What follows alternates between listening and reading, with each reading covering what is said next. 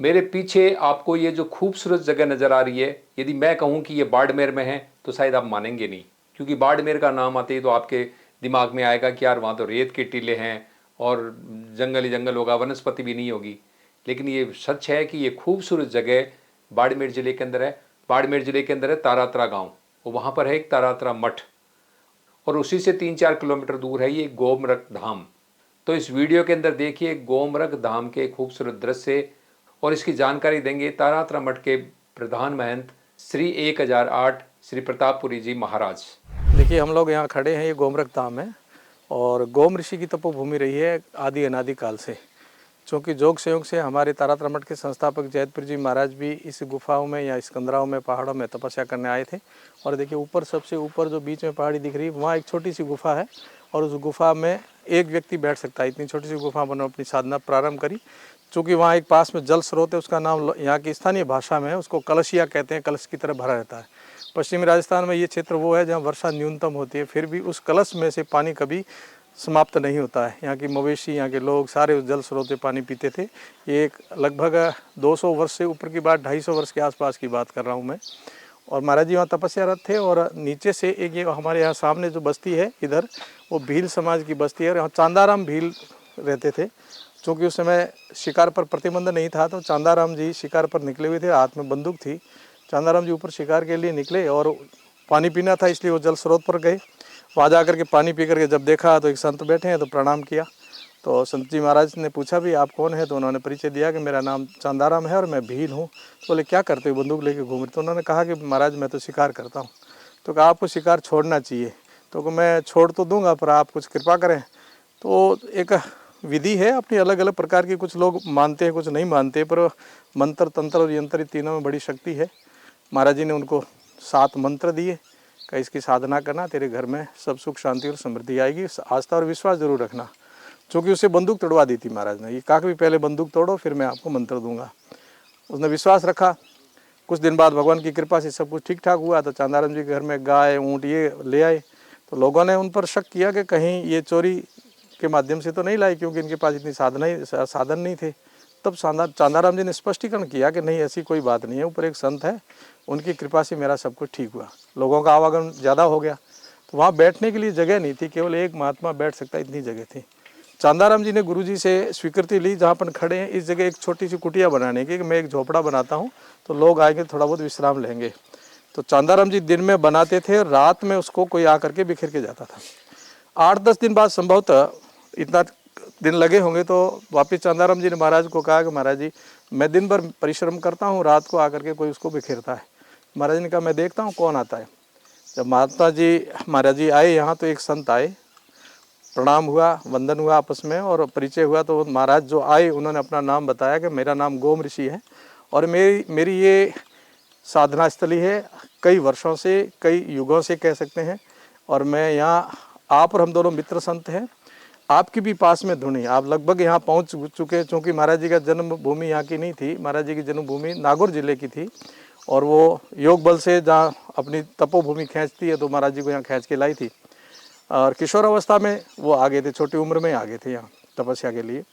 तो चांदाराम जी यहाँ के जानकार थे, महाराज जी यहाँ के जानकार नहीं थे। तो जब आपस में दोनों मिले संत गोम ऋषि, तो उन्होंने कहा कि आप और हम दोनों मित्र संत हैं और मैंने योग बल पर ही शरीर को ऐसे ही रखा है और आपने जब भी जन्म लिया तो संत बन करके भजन ही किया है।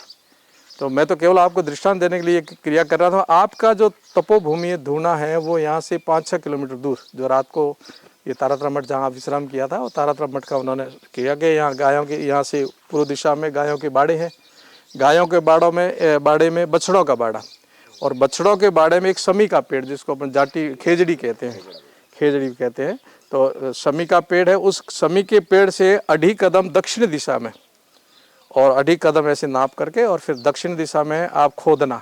वो हो सकता है आपको 50 फीट भी गहरा खोदना पड़े, तो भी खोदते रहना आप।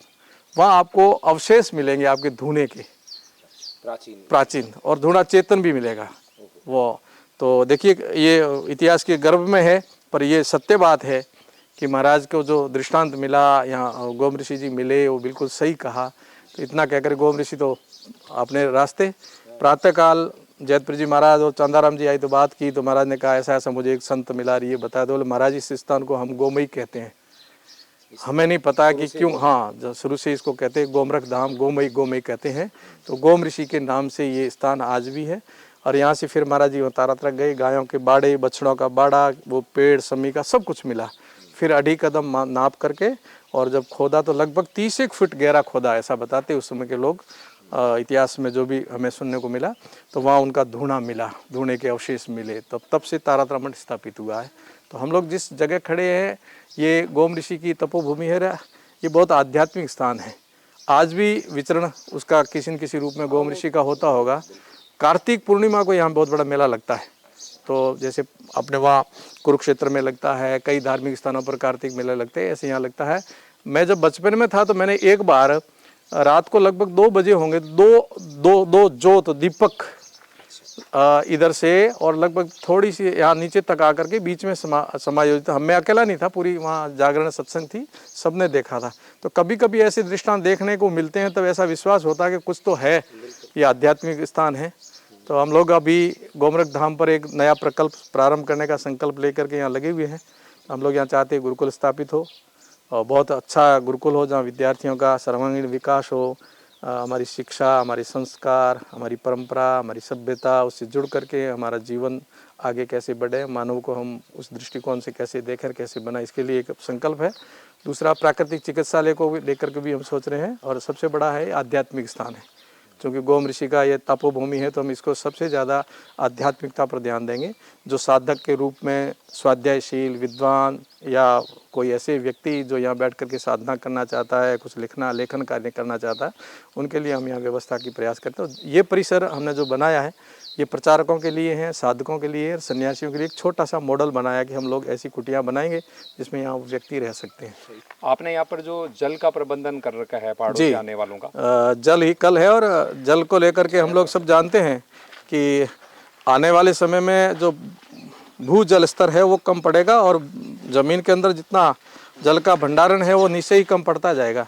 क्यों ना हम हमारे पारंपरिक जल स्रोतों को ठीक करें और नदी नाले से बह कर के पानी को जो ऐसे ही जा रहा है तो उसको रोका जाए। तो एक नाला हमने 5 जगह रोका है और अपना जितना भी परिश्रम कर पाए जन सहयोग से किया है, जनता से थोड़ा जो भी हमारे पास आए उसको लगाते आज सुखद अनुभव कर रहे हैं कि हमारे पास जल इतना उपलब्ध है कि यहाँ हम कितने पेड़ पौधे लगा रहे हैं, लगाए हैं, तो उनको हम अपने इसी जल से, पवित्र जल से पिला रहे हैं, पशु पक्षियों के लिए भी।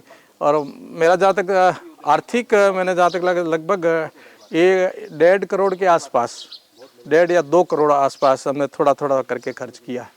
तो इसमें भगवान की कृपा, आप जैसे लोगों का भी सहयोग रहा है, परंतु इसमें थोड़ा बहुत चिंतन चला तो हमने एक नाले को 5 जगह रोका है और वो बहुत ही सफलतम हमारा प्रयोग रहा है। अब मैं प्रयास कर रहा हूँ कि हमारे केंद्रीय जल शक्ति मंत्री जी या जल विभाग या अन्य कोई भी डिपार्टमेंट है वो इस योजना को आके देखें और देख करके हमें सहयोग करें और इस प्रकार का एक प्रकार हम खड़ा करें तो ये जगह जगह भी हो सकता है। तो हमारा ये प्रकल्प पूरा ऐसा करेंगे जिससे वर्षा आधारित जल पीने को भी मिले, पक्षियों को भी मिले, मनुष्यों को भी मिले और पौधों को भी मिले। तो हम यहाँ जितने नाले उतर रहे हैं उन सब पर कुछ न कुछ काम करेंगे। यहाँ 7 झरने हैं, 7 प्रकार के झरने हैं। तो हमने एक झरने पर अभी काम किया है और एक दूसरे पर किया, 2 पर किया है, तो हम 3-4 और हैं उन पर भी काम करेंगे।